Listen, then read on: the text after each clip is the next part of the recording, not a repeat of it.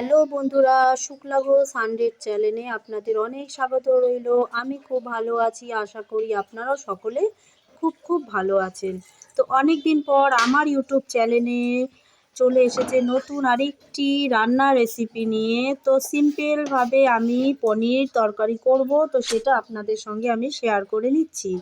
কেমন হলো আপনারা ভিডিওটি দেখতে থাকুন, কমেন্ট বক্সে জানাবেন।